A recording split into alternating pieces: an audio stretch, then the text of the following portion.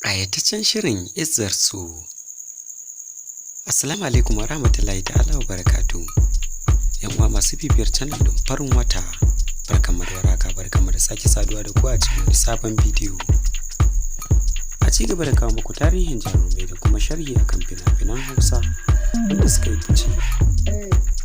A wannan satin kuma za mu kawo muku ne tattaunawa akan abin da ya shafi Izzar su. Ƙayataccen shirin Izzar su wanda duniya ke yayi. Kasancewar Izzar su din sun tafi hutu na tsawon sati 2 ba su dawo ba. Amma wannan sati na 3 ne za ka saki Izzar su ne. Kuma muna son mu ji ra'ayoyinku akan wannan fim na Izzar su da shi da kuma sauran sirri da ake gabatarwa a social media wato web series. Shin a cikin jaruman na Izzar su wani jarumi ne ba burge ku? Kuma mu ce wani irin bangare ne ya fi ɗauka hankalin ku a cikin Izzar su ne?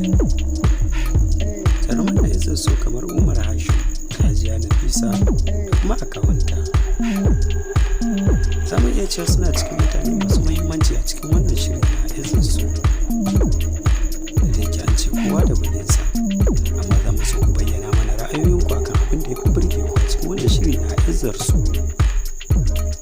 Sannan kuma wannan shiri na Izzar su wanda aka fara tun daga episode 1 har ya zuwa episode 50 something yanzu da ake ciki.